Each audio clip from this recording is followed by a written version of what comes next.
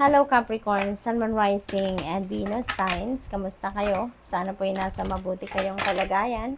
Welcome back po sa Star Tarot. Kung bago kayo rito, welcome din kayo. Thank you sa inyong support.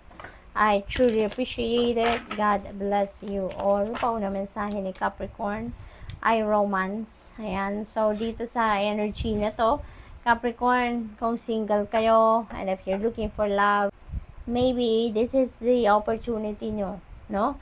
Na makilala nyo na yung person niyo. Maybe ngayon, makilala nyo na yung magiging potential ninyong jowa, something like that.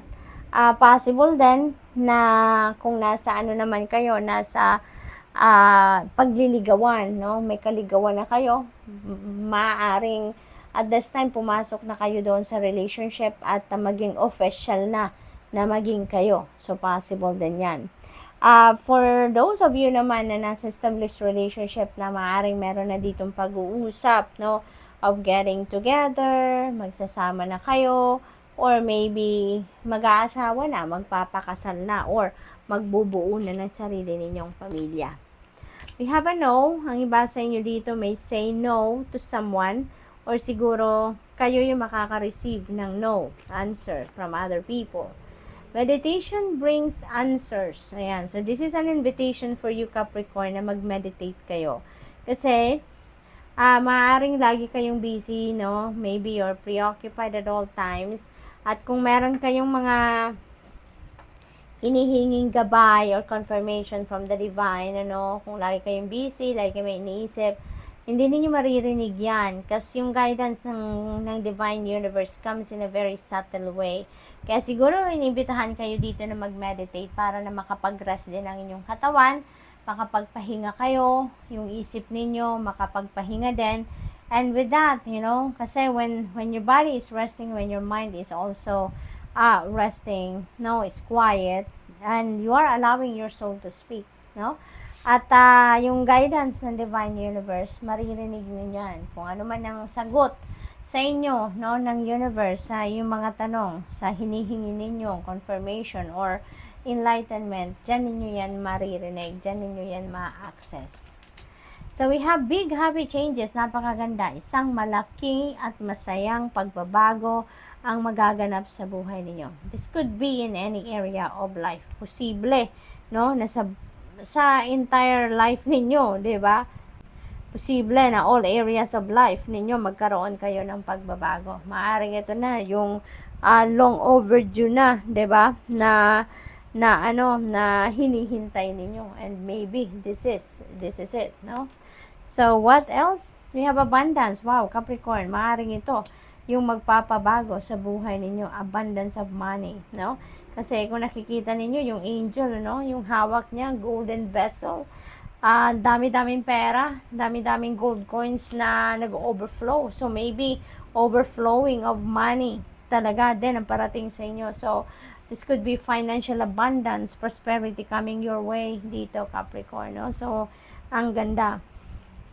What else? We have a yes. Ayan, so beautiful. Maybe you're saying yes to someone or to something, or maybe you are receiving a yes, no, answer from other people or from someone.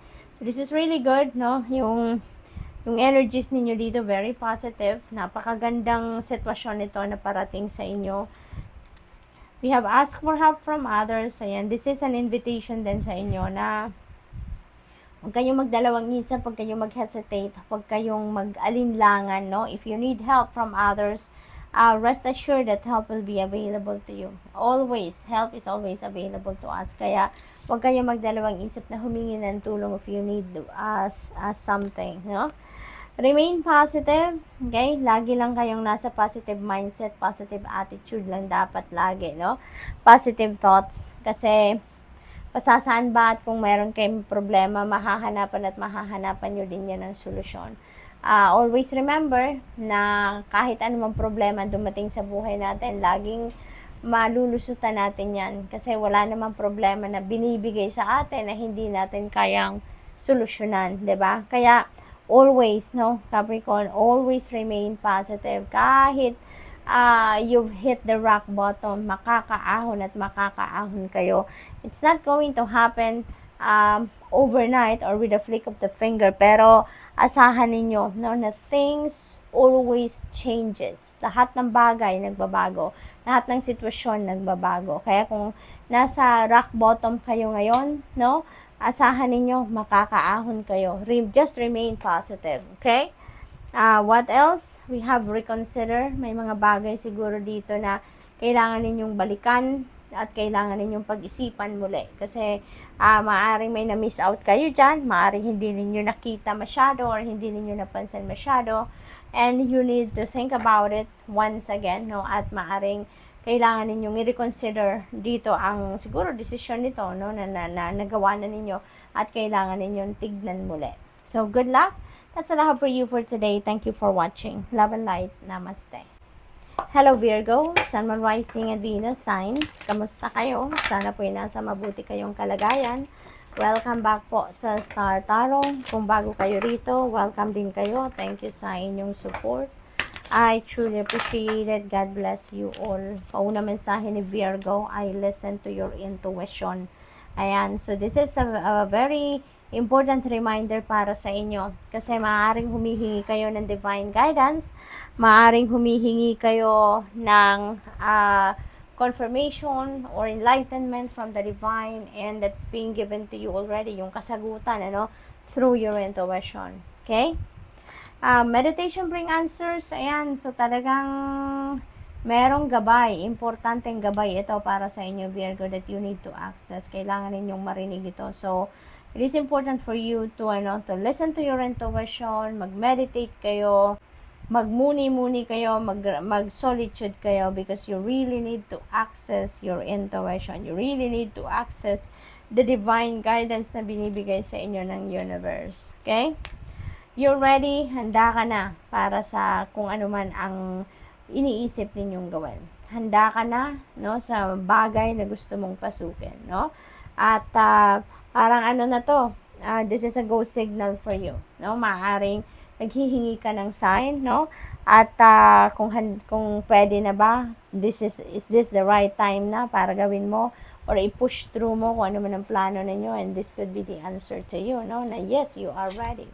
So go for it. Big happy changes, Virgo. Napakaganda. Lumabas din ito sa Capricorn reading. So maybe you are dealing with a Capricorn, ano, of this time. So, merong malaking masayang pagbabago na magaganap sa buhay ninyo, no? This could be in any area of life. Kayo lang ang tanging makakapagsabi kung sino to o kung ano ito, no, na magbabago sa buhay ninyo, no? Pag dumating na to, then you know.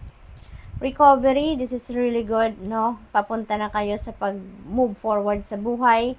Ang iba sa inyo dito siguro may mga physical ailments, no, na pinagdaanan, nagpapagamot, something like that. And ngayon, maybe you are recovering from that ailments, no?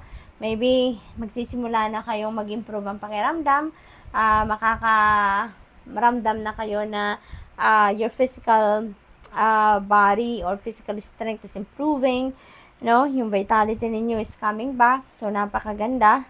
Posible din na financial health ito, no, na makaka-recover na kayo. Kasi maaaring meron ditong mga financial blessings na parating, and yan ang magsisimula, no, ng pagbabago din sa inyong kaperahang aspeto. We have trust, magtiwala lang kayo lagi, ano, paalala ito sa inyo ng universe, no, lagi lang kayo magtiwala sa Panginoon.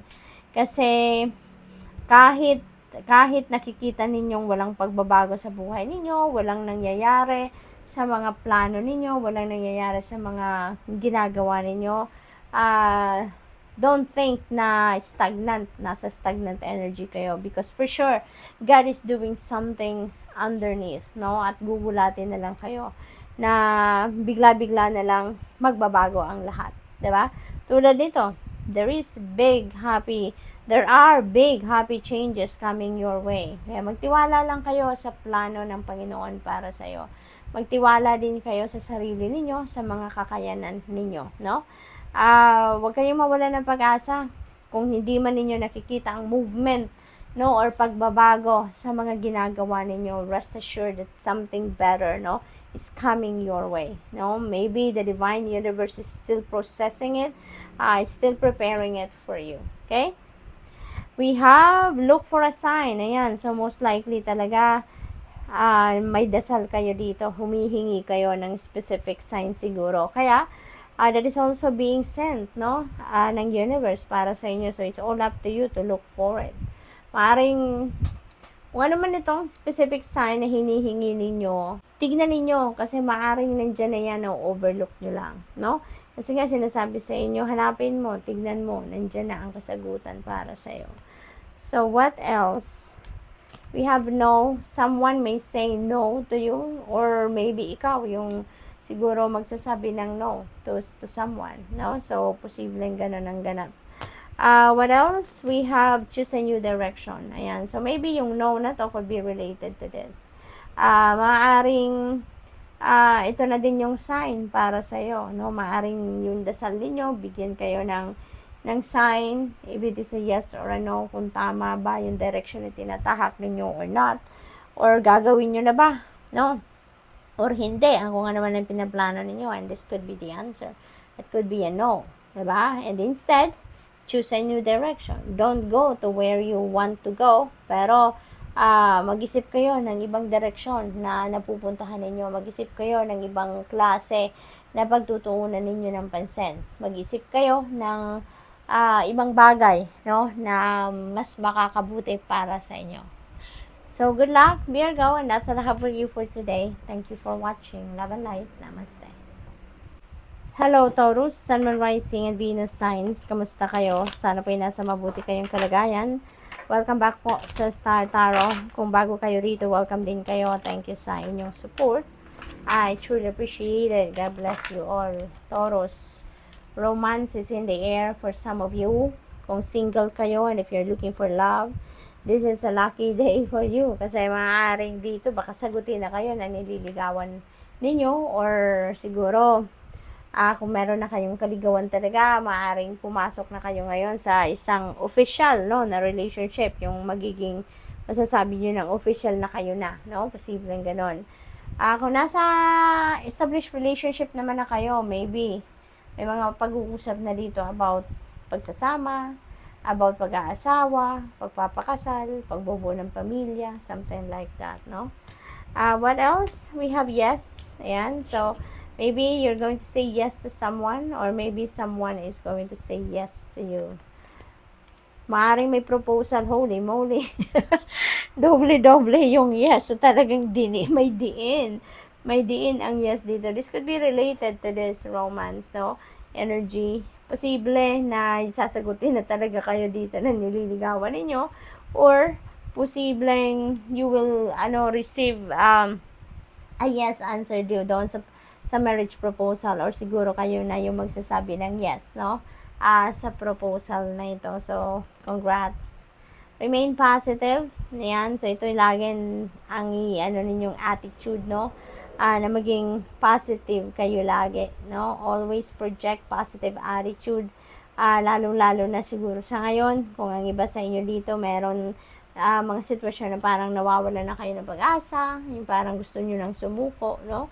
Panawagan ito sa inyo na don't give up, but instead remain positive, kasi hindi man ninyo nakikita yung pag-progress ng inyong mga ginagawa, ng mga bagay-bagay na pinagtutuunan ninyo ng pansin. Rest assured that the divine is still working on it, no? The divine is preparing something better for you. Wag na kayo mawala ng pag-asa. Just continue on to persevere and remain positive. Pasasaan ba at dadating din ang divine timing for you. Okay? Gaganda rin ang inyong sitwasyon.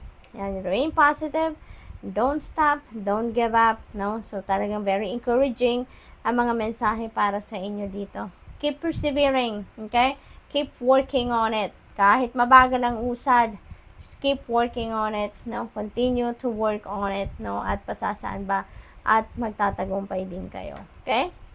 There is a yes, there is a no. So, posibleng magkaibang sitwasyon ito. Taurus, maaring meron kayong ibang bagay dito na pagsasabihan ng no, or sasabihan ng no, or maybe someone is going to say no to you regarding a specific situation, no?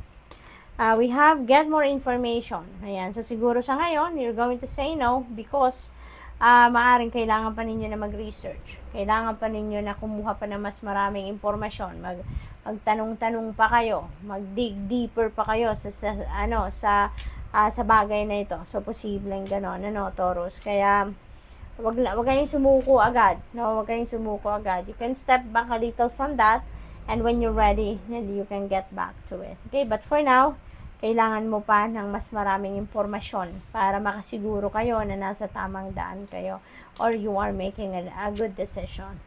Perfect timing for some of you, no? Perfect timing. So, this could be different scenarios talaga sa iba't ibang Taurus sa collective, no? So, ngayon, perfect timing naman ang sabi sa inyo. So, this could be anything, no? Kayo lang tanging makakaalam niyan kung anong bagay ito na perfect timing na para sa inyo na gawin. Kasi, kung alam nyo na perfect na yan, na panahon para gawin mo ang isang bagay or i-push through ang plano, you will see, you will know na wala nang sagabal, wala nang blockages, everything is going to fall into its right places na, no? Kaya alam niyo na perfect timing na yan para sa inyo. Pero kung hindi pa yan tama sa panahon or hindi yan best para sa'yo, maraming blockages dyan, maraming delays, maraming sagabal, maraming aberya, no? Kaya ma-figure out ninyo kung timing na, right timing na ba ngayon or hindi pa. Because of those, situations, no? We have big happy changes. This is really beautiful. Merong malaking pagbabago. Masaya pagbabago ang magaganap sa buhay ninyo. No? Kaya, remain positive. Huwag kayong tumigil. Continue on to work on kung ano man ang pinagtatrabahuan ninyo. Ano man ang pinag-uukulan ninyo ng panahon, atensyon ninyo because nalalapit na ang inyong tagumpay. No? The big happy changes are coming your way. At siguro konting effort na lang, mararating mo na to yung mga positibong pagbabago sa buhay ninyo. Kaya, good luck. That's all I have for you for today. Thank you for watching. Love and light. Namaste.